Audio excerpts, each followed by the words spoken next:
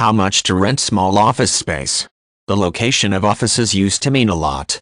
Almost all business that needed a designated place of work had to make sure that it was located somewhere where people would get to it easily. Today, however, things have changed significantly.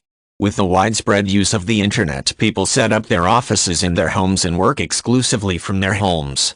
On the other hand, even though that this does seem to be a great idea for many people, studies have shown that people tend to work far more productively when working in a place that is designated only for working. So in spite of the fact that one can always work from home, there will come a time when renting workspace will become necessary. And when the time comes, you will be ready to find the best offices available with these tips and tricks.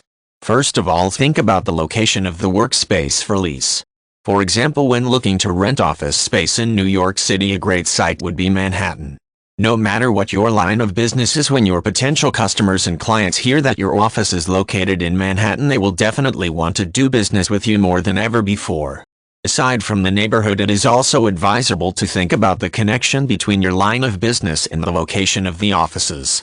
This means that Manhattan is a good place for the people who are in the fashion business, for instance, but probably a bad location for someone who is in the cattle business. Both employees and customers or clients should feel comfortable in your offices. On the one hand, spaces that are too small might reflect an image of incompetence about you, and this is something that should never happen. On the other hand, renting space that is too big will sometimes make people think that you are showing off, and this is yet another effect to avoid. So be reasonable and lease space that is just big enough for all of your employees.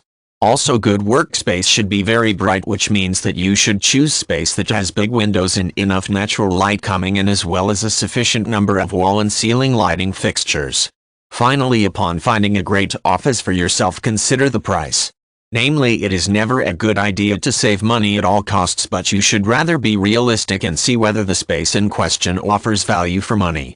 If it meets all of the other criteria, you should definitely consider paying a little extra if necessary.